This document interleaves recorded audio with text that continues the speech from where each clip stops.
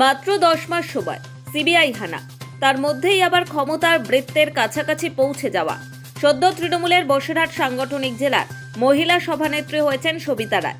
উল্লেখ্য, গত বছর অগস্ট মাসের শেষ দিকে সন্দেশখালী 1 নম্বর পঞ্চায়েত সমিতির সভাপতি সবিতা রায়ের বাড়িতে হানা দিয়েছিল কেন্দ্রীয় তদন্তকারী সংস্থা সিবিআই। সবিতা রায় শেখ শাহজাহান ঘনিষ্ঠ হওয়ায় সে সময় সিবিআই হানা দিয়েছিল বলে মনে করা হয়েছিল। শাহজাহান ঘনিষ্ঠ সেই সবিতা রায়ের হাতে বসিরহাট সাংগঠনিক জেলার ক্ষমতা তুলে দিল তৃণমূল নেতৃত্ব।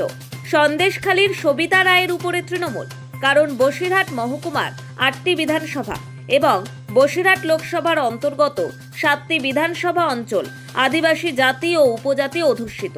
বিগত লোকসভা নির্বাচনে বসিরহাট লোকসভা কেন্দ্রে বিপুল ভোটে তৃণমূল জয়ী হলেও সন্দেশখালী বিধানসভা কেন্দ্রে পিছিয়ে ছিল তৃণমূল।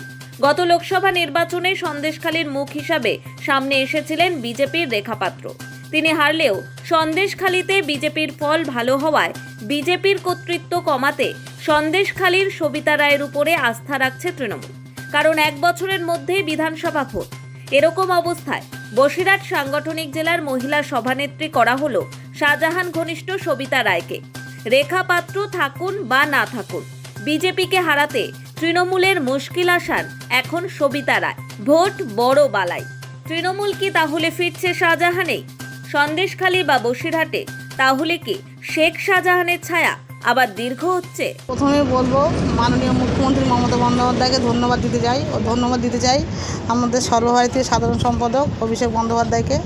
তাদের অশেষ কৃপা, তারা আজকের এই পদটা আমাকে দিয়েছে। আমি যেন দায়িত্ব সহকারে এই পদের মর্যাদা রাখতে পারি ও সবাইকে নিয়ে যেন চলতে পারি। আমি মহিলাদের পাশে সবসময় থাকবো, তাদের সুখ দুঃখ ভাগিদার হয়ে থাকবো। তাদের যখন যা সমস্যা মেটানোর চেষ্টা করব। তারা সারাক্ষণ আমাকে পাশে পাবে, আমিও তাদের পাশে থাকবো। তাদের ভালোবাসা নিয়ে আমি এগিয়ে যাবো। আমি সবার ভালোবাসা নিয়ে খুশি হতে চাই, সবাই খুশি হলে আমি খুশি। আর আমি যেন এইভাবে চলতে পারি সবাইকে নিয়ে। আগামী দিনে 2026 সাল সামনে, সেই ভোটের জন্য আমি সবাইকে সন্দেশখালী উপহার দিতে পারি। সন্দেশখালী ছাড়াও যে 7টি বিধানসভা যে দায়িত্ব আমি পেয়েছি, সেই দায়িত্বগুলো যেন ভালোভাবে পালন করতে পারি। বিধানসভায় যেন বিপুল ভোটে জয়ী হতে পারি। আশা করি সেরকমভাবে আমি সবাই সঙ্গে থাকবো। সামনে যে ভোটগুলো যেগুলো আসে, আর সেই ভোটের অংশীদার হয়ে দাঁড়াবো এবং ভোটে যাতে জয়লাভ করতে পারে তাতে যার সঙ্গী হয়ে থাকবো। আজকের আমাদের এই যে 7টা থানার জন্যে নিযুক্ত করা হয়েছে আমাদের সবিতা রায়কে জেলা সভানেত্রী হিসাবে, আমরা তার জন্যে গর্বিত এবং আমাদের এলাকার মানুষ সবাই গর্বিত। এবং এমন ধরনের একটা মেয়েকে এই দায়িত্ব দিয়েছে যে এই দায়িত্ব পালন করার উপযুক্ত মানুষ বলে আমি মনে করি।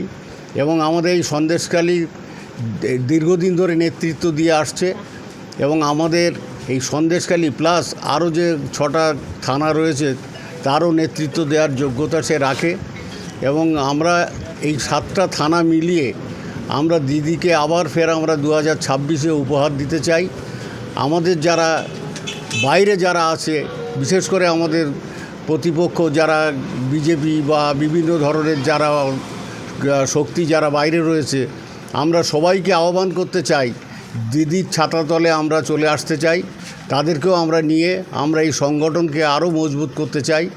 এবং আমি মনে করি আজকের যে দায়িত্ব সভানেত্রী হিসেবে পেয়েছে, তার যে দূরদৃষ্টিতে আছে সেটাকে কাজে লাগিয়ে আমরা বাইরে যারা আমাদের থেকে যারা দূরে সরে আছে তারাও আমাদের কাছে আসবে এবং আমরা তাদেরকে নিয়ে আগামী দিনে পথ চলব। নোবেল বাংলা।